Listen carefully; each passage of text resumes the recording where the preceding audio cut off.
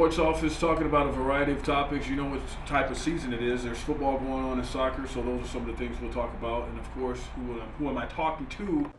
How about Bob Brown from 101.7, the team ESPN Radio? Bob, it's always good to have you here. Football, man. It's good to be here. This is the sports office, the man. You are moving up, man. Look at this thing. I tell you what, living large over here.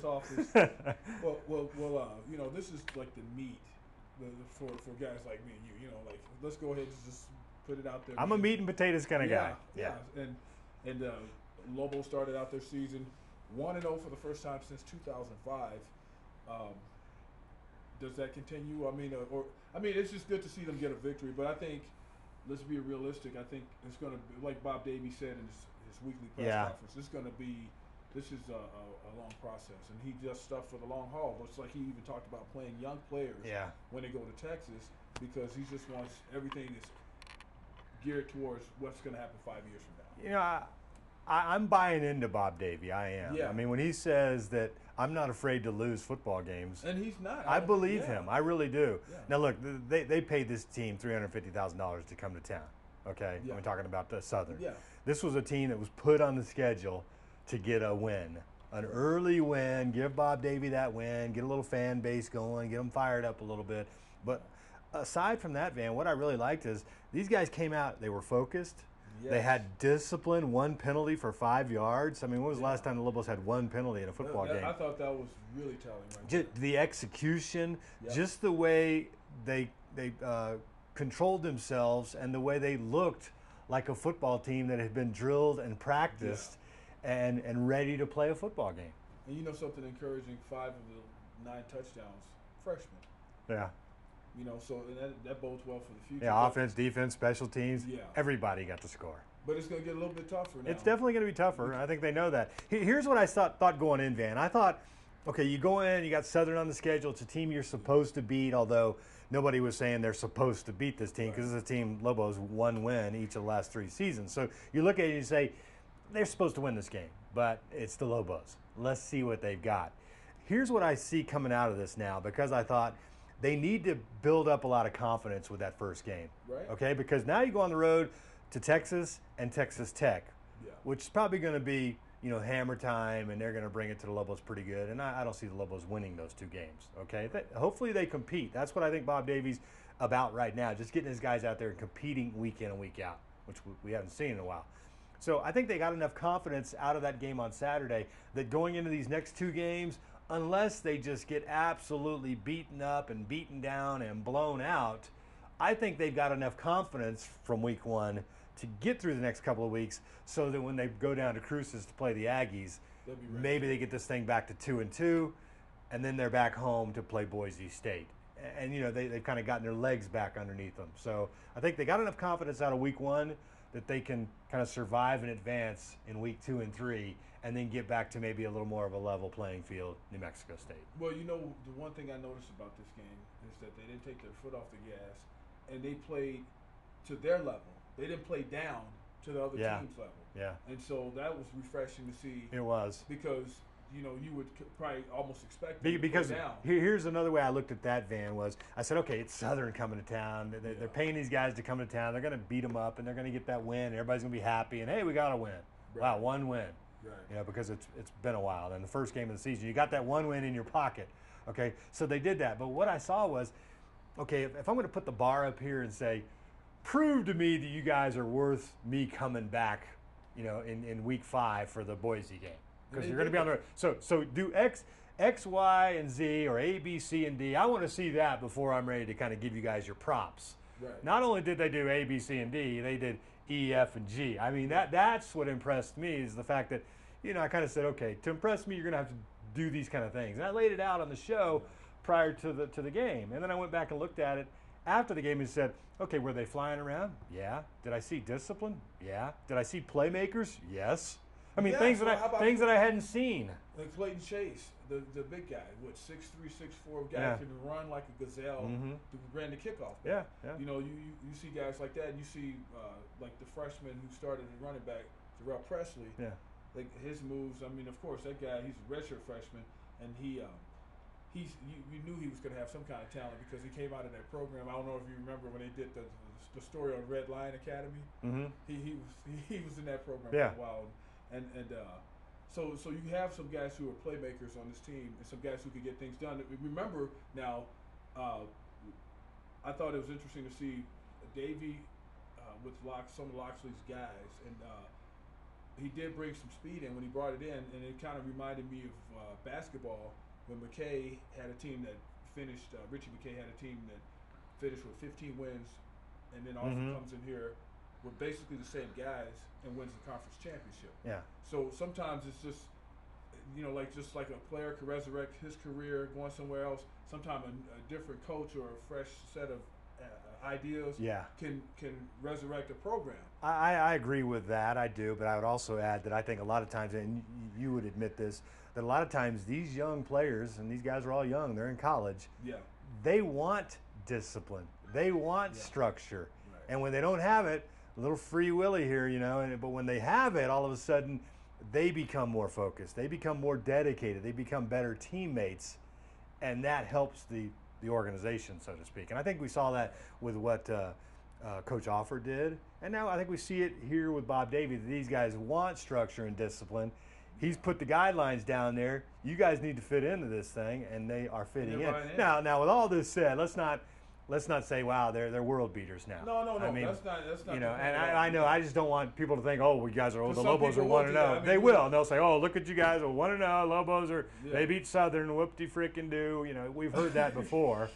But I will say, at least, hey, they got to win, and they looked good doing it. Now, Texas Tech, probably a different story, but at least, hey, they got the win. They look like they're building a foundation, and they at least have that structure I talked about. Speaking about foundation, Lobo men's soccer, they've had that. Their unbeaten streak ended at 23 games this season. Yeah. Tulsa got them, and there were some questionable things. They're always questionable when you lose. There was the one. The goal, the goal that was kind of bounced off somebody, and that whole thing, that whole controversy there. But anyway, they're going to Conference USA in 2013, and I think that's a solid move because one thing that they've been lacking, no matter how well they play, just like I think the draw they got last year, or the one prior to that one, the previous year before that, wasn't what they normally would get if they were respected. I mean, they're respected, but if they were like one of the hype teams, this is the Lobos, it's men's soccer. You have that kind of record, and you got to go on the road to play your first NCAA tournament game, going all the way to Florida. Not respect in that manner. And I agree. I think going to Conference USA now, where the soccer talent is solid, and one of the top RPIs in the country, I think now, if they're able to get that kind of body of work in that conference, starting in 2013, I think when the postseason rolls around, you're talking about good season. Well, it all comes. What do you want to be? Big fish in a little pond, or you want to be swimming with the big fish and being recognized and noticed? Jeremy Fishbein wants to swim. I didn't even realize I did that. Pun intended on his name. He wants to swim. I didn't realize that. You didn't think of it? Fishbein. I didn't know. I didn't think about that. That's pretty good, man.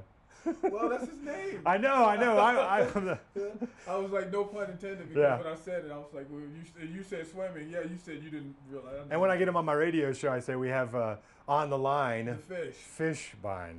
Yeah, I always call him the fish. The fish.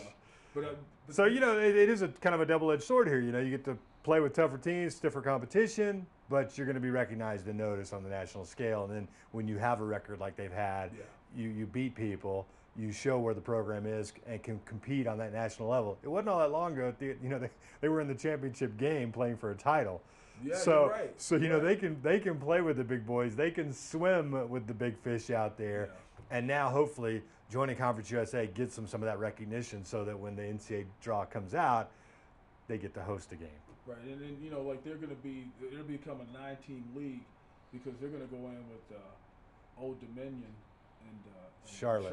Yeah. And Charlotte, was the runner-up in 2011. So they're going to go in with two good teams, 9-member league, and you got the other teams that are already there, making this to be a pretty strong men's soccer league. I just wonder about the travel. It'll be different. It's funny the how travel is going to be different. And you wonder about how there was this talk about the Mountain West and Conference USA coming together, maybe having some interleague games and a championship game between the two leagues. that's kind of fallen by the wayside. This is like, and I was talking to Krebs about the backup plan. We'll have your soccer team come and play in the league. I mean, it's a little odd. You wonder what it's going to lead to. Paul Krebs, Vice President of Athletics over there, about that. Yeah. Because I said, is this in any way involved? I know that the men's soccer team played in the Mountain Pacific Sports Federation, but at the same time, and the Mountain West doesn't have soccer. Yeah. But I was wondering if this was like, okay, the beginning of something. We start moving some of the other sports and we get them mixed in. And he said it has nothing to do with that. Yeah, I believe that. I believe that because soccer has no pull. It's all about football. Even basketball has very, very, very little pull when talking about conference realignment. So, I think it's a chance to have the soccer team get more national exposure by playing in the conference. And so where does it go from? Where do we go from here as far as you bring up the word? I should say words conference realignment. Are we going to see any more of that, you think? Because I do think we are. I think we are, but I just don't know when. I have always said that inevitably it's going to come down to maybe 4 regions. Super conferences. Yes, and you're going to have these regional 4 big conferences, whether it's NCAA or they step aside and create their own athletic association and do it that way and have a big playoff and another NCAA tournament just by a different name.